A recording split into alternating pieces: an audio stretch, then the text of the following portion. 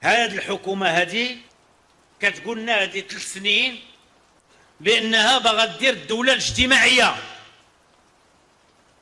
هو في الأصل خصكم تعرفوا بأنما هذا الأحزاب خاصة الحزب مع التقدير والاحترام لمن يمثل هذا الحزب في هذه القاعة، لكن ما نقوله هو ما نقوله وطنيا، وبالتالي ما يمكننا إلا نعاودوه كذلك هنا. هذه الحكومة بالأحزاب اللي كيقودوها أساسا جوج الأحزاب منها ما عندهم علاقة لا بدولة اجتماعية ولا بشي مرجع ديال الدفاع على القضايا ديال المواطنين ولا بشي استعداد فعلا أنهم يخدموا هذه الملفات الكبيرة اللي كاينة في بلادنا. هذا الشيء اللي كيديروه لحد الآن نقولوا لهم بعض الإيجابيات داروها في الماء ولا في بعض الإمكانيات الاستثمارية اللي داروها هنا ولا هنا طبعا، لكن ما فيها بس ناخذوا بعض القضايا اللي هي أساسية وما غنستعرضهاش كاملة، وغنبدا بهذه اللي صيفطتيو لي عليها الورقة. نبداو بواحد المسألة، غير فسروا لنا في هذه الحكومة شنو درتيو باش تحميوا القدرة الشرائية ديال المواطنات والمواطنين أمام الغلاء الفاحش.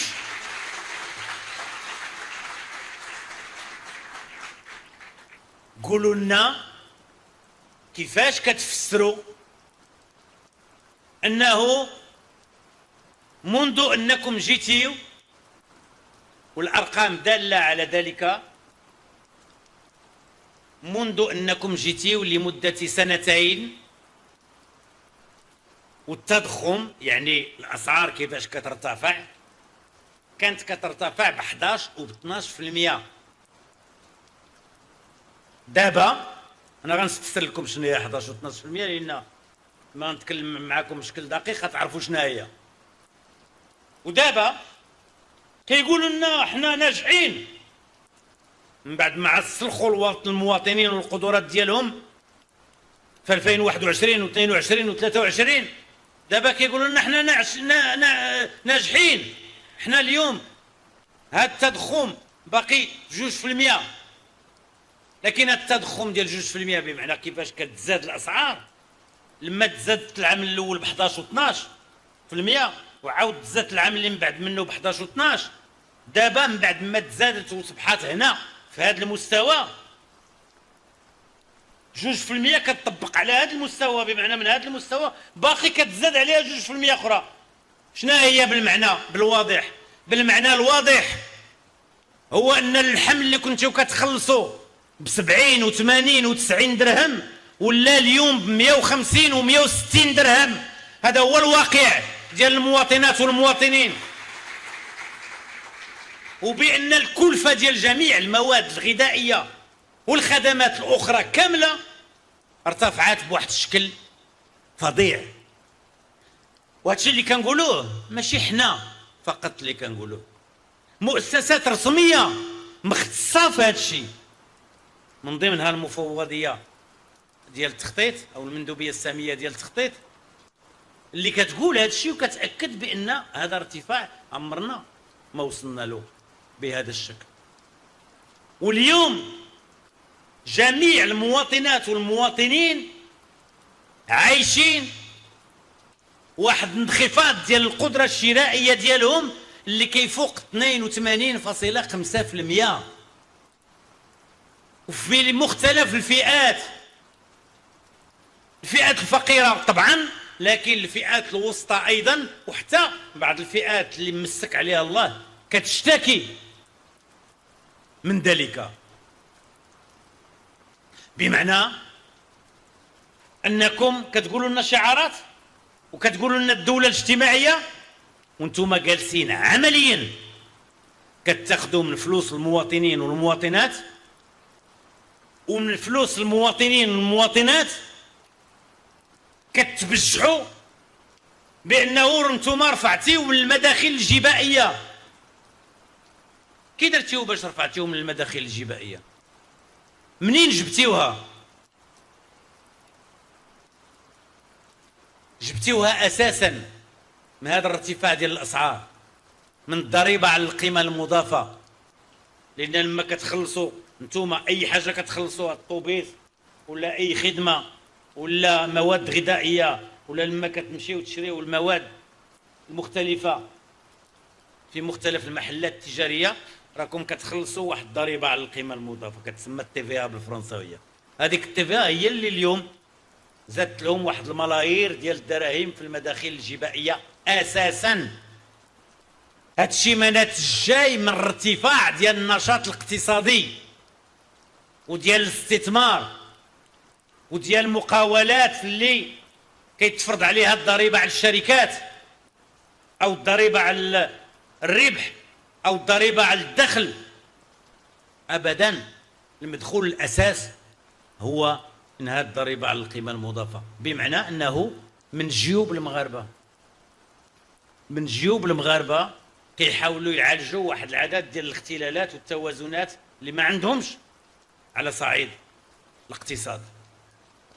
واليوم كل شيء كيكتوي بغلاء الاسعار. وباش بداونا تذكروا ذلك، لان الشعب المغربي ما يمكنش ينسى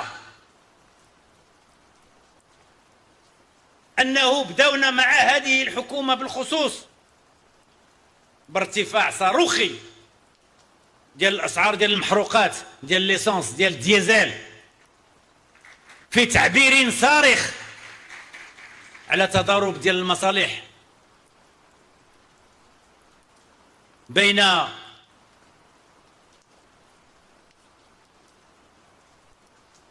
من يسير هذه الحكومة وبين المصالح ديال شعبنا على مستويات مختلفة. وهذا في أصله شيء غير مقبول، وفي دول ديمقراطية حقيقية ما يمكنش يكون، وراه باقي مستمر. وراه كاع داك الشيء اللي صدر من ملايير ديال الدراهم اللي كانت ملايير ومن بعد هبطات الى فقط واحد 2 ديال المليار، وداك الشيء كامل اللي تم الاعلان عنه من قبل مجلس المنافسه، وضروره انه تم معالجه هذا السوق ديال المحروقات والمراجعه ديال ما يحدث فيه. هذا الشيء كامل باقي ما دار منه والو، وباقي كيستمر هذا الاستغلال الفاحش وهذا التضارب ديال المصالح على مستويات مختلفه، بل انه كيتزاد باشكال غريبه مرفوضه. وهناك مثال كيهمكم بشكل مباشر في الدار البيضاء، هو انه كيف يعقل ملي كنتكلموا على تضارب المصالح، وهذا الشيء ما خصكمش تنساوه وما خصش المواطنين ينساوه. لما نجيو الايام حساب دنيوي، ما الحساب الاخر كل واحد يتفاهم مع سيدي ربي. لما نجيو للحساب هنا في 2026 نكونوا متذكرين هذا الشيء، ونكونوا متذكرين ايضا بانه هذه حكومه اللي مثلا كدير واحد المعمل ديال تحليه المياه اللي هو اكبر معمل ديال تحليه المياه اللي غيكون في المغرب، وربما اعتقد انه اكبر معمل ديال تحليه المياه ديال افريقيا، واللي من يفوز به مع التقدير والاحترام من يفوز به الشركه التي يرأسها من يرأس هذه الحكومه.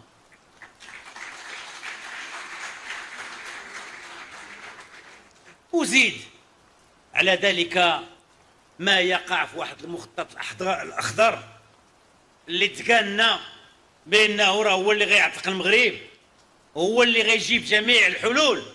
غنعطيكم فقط خلاصه واحده بالنسبه لهذه الحلول باش تكونوا عارفين. قالوا لنا حنا بهذا المخطط الاخضر غنديروا به الاكتفاء الذاتي، وفي الواقع ماشي انا مع هذه الحكومه هذه 14 عام هما كيقولوا لنا 14 زيد عليها 3 17 عام هما كيقولوا لنا بانما غيديروا الاكتفاء الذاتي بهذا المخطط الاخضر. شنو هو الاكتفاء الذاتي؟ بمعنى المغاربه غيقدروا ينتجوا فلاحيا جميع المواد اللي هما محتاجينها من حبوب وخضروات وغير ذلك وفواكه وغير ذلك باش نضمنوا الامن الغذائي ديالنا، ما نحتاجوش نجيبوا شي حاجه من برا. اليوم النتائج ديال هذا المخطط كنصدروا 77 مليار ديال الدرهم ديال هذه المواد، واحد الاساس ديالها شنو هو الفواكه الحمراء، هو الدلاح، هو الافوكا، لان كيجيبوا شويه ديال الفلوس، ما كيجيبوش الفلوس للمغاربه عامه المغاربه، كيجيبوا الفلوس لهذوك المحظوظين اللي مشاو استثمروا في محلات فلاحيه مختلفه واستفدوا من المياه بشكل يتجاوز كل منطق. هذا هو الاساس، 77 مليار، وكنستوردوا 90 مليار ديال الدرهم ديال المواد الغذائيه المختلفه. اين هو الاكتفاء الذاتي؟ اين هي النجاعه؟ فينا هو هذا النجاح ديال هذا المخطط اللي ما يمكن حتى حد يتكلم عليه ولا يطلب من مولاه انه يقدم الحساب عليه؟ فينا هي هذه النتائج الساره والساره جدا اللي تقالنا بانه غنشوفوها على مستويات مختلفه. ومن استفاد من هذا المخطط؟ واش الفلاح الصغير ولا واحد العدد ديال الناس من الفلاحين الكبار وواحد العدد ديال الناس اللي عمرهم ما قربوا الفلاحه، ولكن اليوم تعطتهم امكانيات هائله وضيعات فلاحيه بمئات الهكتارات بل بالاف الهكتارات في بعض الاحيان، واليوم صبحوا حتى هما مصدرين ديال المواد الفلاحيه وكيكنزوا بها امكانيات هائله ماليه. هذا هو الواقع اللي كنعيشوه اليوم، والدليل على ذلك هو ما يعرفه العالم القروي من تراجع في مداخله ومن أوضاع متردية ومن هجرة إلى المدن. والأرقام الإحصائيات الأخيرة اللي خرجت بها مندوبية السامية من بعد الإحصاء العام للدار دالة على ذلك. والبطالة اللي موجودة خاصة في العالم القروي، لكن أيضا في مستويات كثيرة أخرى. كتقولوا لنا بأن ما درتيو الدولة الاجتماعية وبأنما أنتم ناجحين في الأعمال اللي كتقوموا بها. كي كديروا باش تقولوا بأنما أنتم ناجحين في الوقت اللي البطالة عمرها ما وصلت لهذا الشيء اللي وصلت له الآن؟ 13.7% ديال البطالة،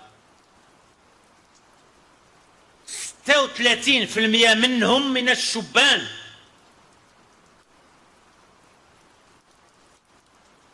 عدد هائل ما يتجاوز 30%، 32% من الشبان ديال اليوم كيتواجدوا في وضعيه ديال لا دراسه ولا تكوين ولا شغل.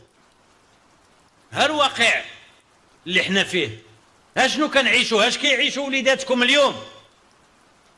هلاش معرضين؟ فعلا عندنا امور اخرى اللي يمكن نعتبروا بانما كتساهم انها ضمن الاستقرار ديال بلادنا على مستويات مختلفه، لكن مزيان نشوفوا بالضبط شنو وقع فعلا في بلادنا ونعالجوا هذا المشكل ديال البطاله ونجعلوا بان شباننا ابنائكم بناتكم يلقاو شغل نافع يضمنوا به القوت اليومي ويضمنوا به كذلك الكرامه ديال الحياه ديالهم، وربما الكرامه ديال الحياه ديالكم ايضا. كيقولوا لنا من جهه اخرى، وهذا كيهمكم بزاف اعلموا ذلك، بانهم هذه هي الحكومه ديال التغطيه الاجتماعيه. ومزيان نبسطوا شنو هي التغطيه الاجتماعيه؟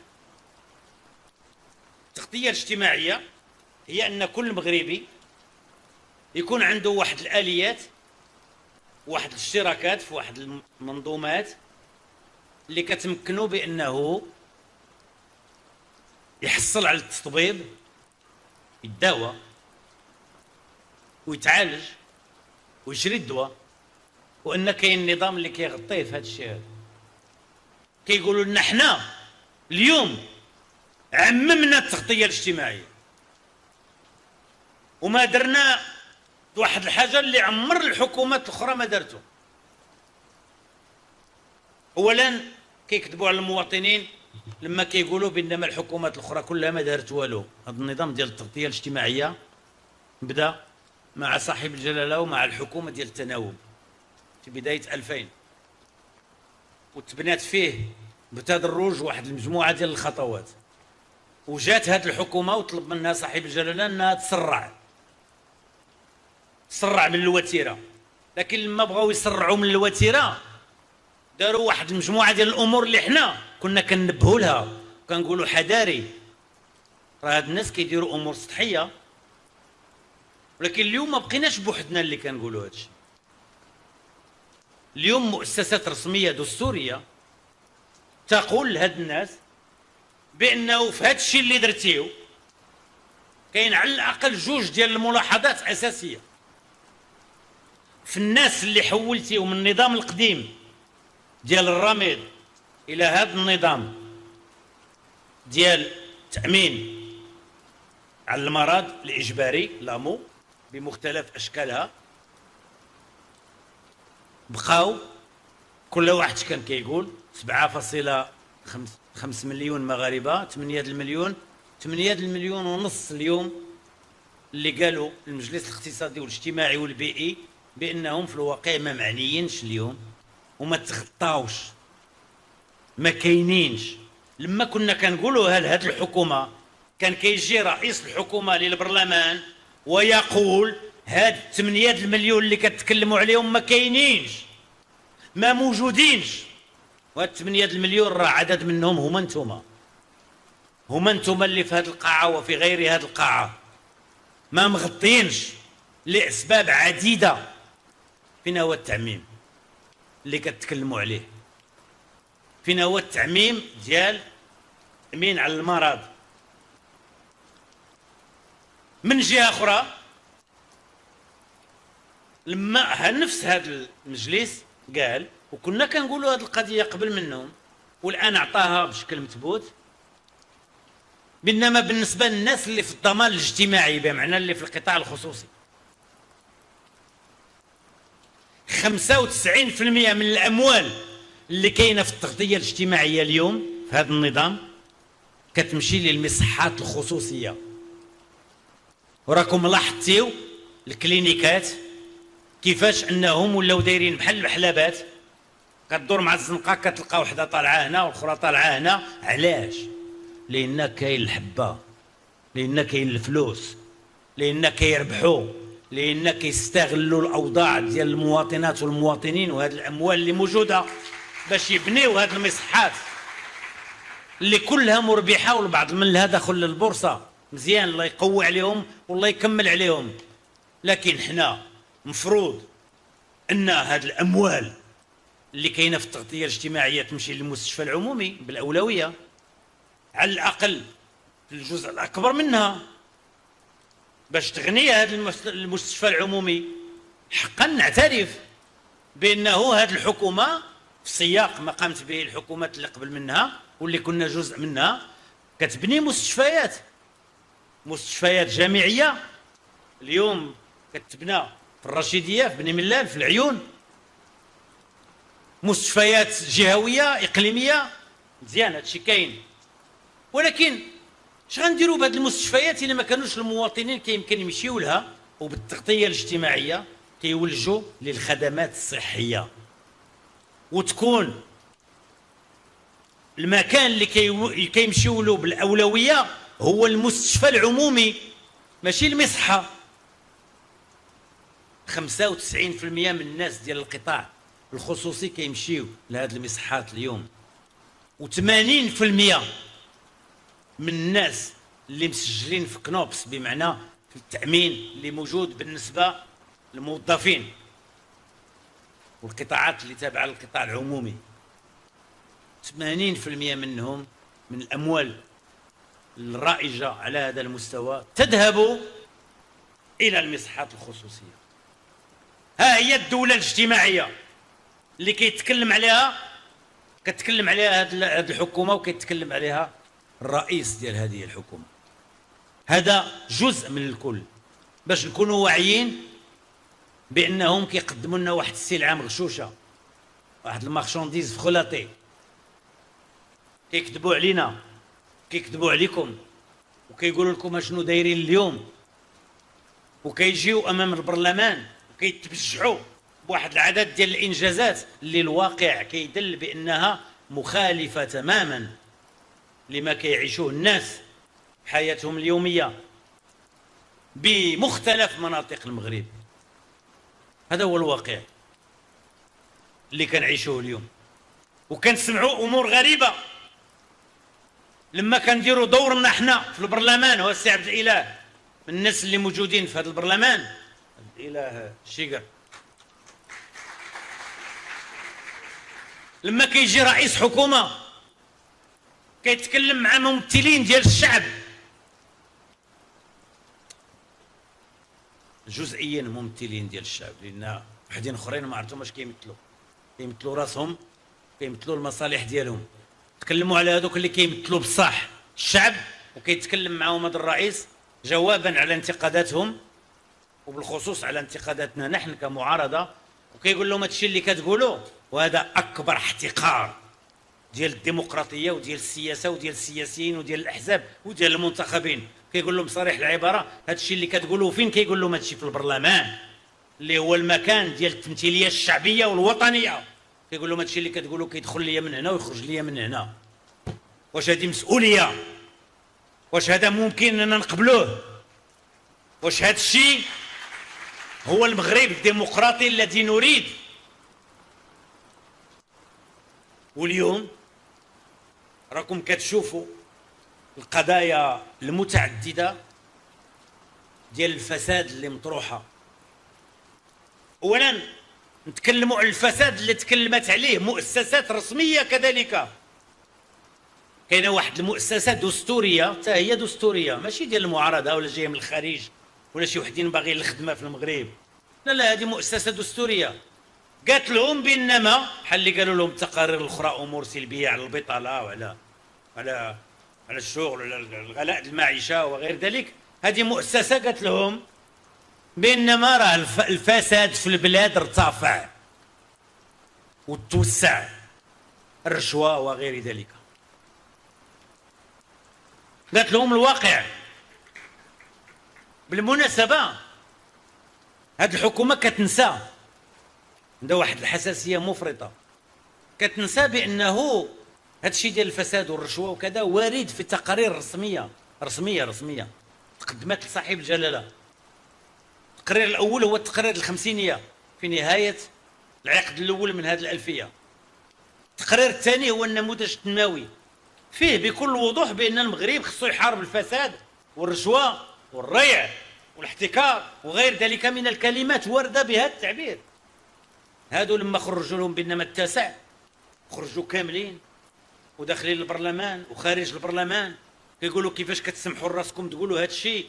يعني باغيين يسكتوا الناس ويسكتوا المؤسسات الدستوريه وما يتكلموش باش يقولوا امور اللي كنا كنشوفوها واللي واضحه واللي ما يمكنش يخفيوها.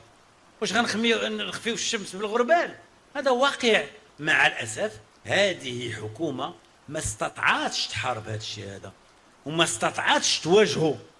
اولا لان عطيها الظهر، ولان كل ما هو سياسي وكل ما هو مرتبط بالتخليق وكل ما هو مرتبط بمحاربه الفساد ما مستعداش انها تواجهه، لانها في الاصل البعض من هذه الاحزاب مرتبطه بهذه الاوساط.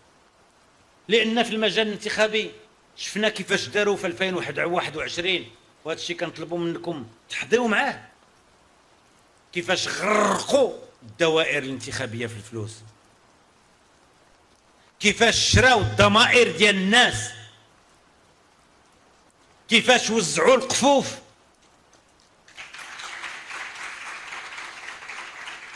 كيفاش الكاميونات كانت كتسارى في المغرب. وكنا كننبهوا الى ذلك وكنقولوا لهم ان هاد الناس اللي غتجيبوا اليوم للبرلمان ولبعض المجالس المنتخبه راه ماشي ما يسمى كما كان يسمى من قبل الاعيان. لأن الأعيان فيهم وفيهم، وكاين أعيان في التاريخ ديال بلادنا اللي عندهم الجاه والحضور وكيلعبوا دور الوساطة ودور ديال التحكيم وكيمثلوا القبيلة ونزهاء ومسك عليهم الله، أو بعض المرات كيكونوا فقط ناس ديال العلم أو شيء من هذا القبيل. هذا الشيء اللي عندنا اليوم ما عند بابا علاقة لا بأعيان ولا بتا شي حاجة. أكفس ما عندنا من الناس اللي مرتبطين بالفساد وبالرشوة وبقطاعات اقتصادية وتجارية غير قانونية هما اللي دفعوهم، وربما باغيين يديروا نفس الشيء في 2026. وهذا كيهمكم، كيهمنا جميع، كيهمكم لأنه خصنا ننتفضوا جميع باش ما نقبلوش الاستمرار ديال هذا الأعمال. إلا كانت شي معركة خصنا نخوضوها جميع. بالنسبة ل 2026 بدءا بال 2025، وأناديكم الرفيقات والرفاق الأعزاء في كل مستويات الحزب أننا نجعل من شعار محاربة الفساد على كافة المستويات شعار رئيسي، لأنه به يمكن أن ننجحوا المستقبل ديالنا، به يمكن نصلحوا الفضاء السياسي ديالنا، به يمكن نصالحوا المغاربة مع العمل السياسي. اليوم المغاربة حنا بصراحة مبتهجين أنكم الرفاق في البرنوسي في هذه الظروف تقدروا تجمعوا لنا قاعة عامرة بهذه الطريقة اليوم، لأن الناس ما بقاتش باغي دير السياسة. الناس هاربة لأنها كتشوف شحال من واحد ها هو اللي في الحبس، ها هو اللي تابعينه في رئاسة جماعة، ها هو ما عرفتاش هاش كتشوف، وكتشوف الناس والمنتخبين عاطينهم بالظهر، وبالتالي كيبان لهم بأنه هاد المؤسسات اللي موجودة ما كتمثلهمش. والانتخابات الجزئية الأخيرة حتى في العاصمة ديال البلاد كانوا فيها في المشاركة الناس اللي شاركوا 6.65% ديال الناس اللي صوتوا في واحد الانتخابات جزئية، بمعنى 93% تقريبا ديال الناس ما مسوقينش، ما شغلهمش، ما تايقينش، ما كيعطيو حتى شي مصداقية لهذا الشيء. هذا خطر على البلاد، على الاستقرار ديالو، على حياتنا الديمقراطية. شكون غدا غيأثر هاد المواطنات والمواطنين لما توقع شي أزمة اجتماعية؟ شفنا كيف أنه لما كانت الأزمة ديال التعليم، والناس ديال التعليم ناس واعيين وقاريين فاهمين، ولكن من كان يؤطرهم هما براسهم، ولهم هذا الحق طبعا نحترمه، لكن أين كانت الأحزاب السياسية؟ حتى احنا نعترف بنقائصنا، والنقابات، وفي معارك انتخابية أخرى، وفي أوساط الشباب اليوم. من يمكن أن يتبجح هذه الحكومة اللي كتقول الدولة الاجتماعية؟ من يمكن أن يتبجح بأنه راه مأطر الشباب وراه معاه وراه كذا؟ إلا بقينا غاديين بحال هكذا، الكرة أو شي أمور أخرى اللي تا هي كنحترموها على أي حال وتا هي كتلعب دورها، لكن كنجيبوها لي مهرجانات وكنحاولوا نعمروا بها السوق ونعطيو الصورة بأنه عم الله شنو حنا جامعين. راه ما جايين لا على رئيس ولا على سياسة ولا على حتى شي حاجة، جايين لي أمور أخرى مع الأسف. على الأقل حنا جامعينكم هنا على السياسة وعلى الهضرة وعلى المواقف وعلى التعبير على مطالبكم وعلى انتظاراتكم، وما مقدمين لكم لا موسيقى ولا شي طوطو ولا شي حاجة من هذا النوع. مع التقدير والاحترام لجميع الفنانين المغاربة من مختلف التلوينات ومختلف التعبيرات، لأننا في أمس الحاجة إلى ساحة فنية قوية في تجلياتها المختلفة، تراثية ولكن كذلك الحداثية والجديدة. إذن غنختم بالقول بأنه خصنا اليوم وفي حزبنا على وجه الخصوص نكونوا في الموعد. أوضاع اللي أمامنا أوضاع غير مساعدة، لكن علينا أننا نلقاو الأساليب الناجعة باش نتوجهوا للمواطنات والمواطنين. وبغيت نقول لكم في الخلاصة مسألة، كتعرفوا بأنما المغرب بغض النظر على هذه الحكومة، هذه حكومة غدوز وعم الله شكون اللي غيجي في بلاصتها، والأمر مرتبط بشنو غديروا في 2026، واش غيديروا باقي مكونات الشعب المغربي. لكن المغرب اليوم عنده واحد الموعد، هذا الموعد هو موعد مع العالم، هو موعد ديال 2030 وديال التنظيم ديال كأس العالم. وفي التنظيم ديال كأس العالم المسألة ماشي مرتبطة فقط بأننا نقادوا الطريق بين المطار والدار البيضاء، أو أننا نبنيو الملاعب الرياضية في المدن اللي غتحتضن كأس العالم، أو أننا نحسنوا بعض القدرات الاستيعابية ديالنا على مستوى الفنادق ديالنا والقدرات السياحية اللي عندنا، أو غير ذلك من الترتيبات في المطارات ديالنا وفي غير ذلك. ما نتمناه في حزب التقدم الاشتراكي، ما نأمل أن يكون، وكنتمناو أنكم تنتوما تكونوا معبرين عن ذلك، تكونوا معبرين على كيفاش بغيتيو هذا المغرب. وعندنا هذه الفرصة في هذه ال4 سنين اللي جاية أننا فعلا نقولوا ونقدموا للعالم لما يجيو عندنا ناس جايين من شمال أوروبا ومن شرق أوروبا ومن غرب أوروبا ومن أمريكا الشمالية ومن أمريكا الجنوبية ومن آسيا وربما حتى من أستراليا، لما يجيو يشوفوا هذا المغرب شنا هو هذا المغرب، يجيو ويتفاجئوا بمغرب ديال المساواة بين النساء والرجال، مغرب ديال الديمقراطية، مغرب ديال الحريات، مغرب ديال الفضاءات اللي هي نقية، مغرب ديال ممارسة سياسية راقية، مغرب ديال اقتصاد متطور، ديال مقاولات اللي في المستوى، مغرب ديال نظام صحي اللي حقيقة نظام قوي،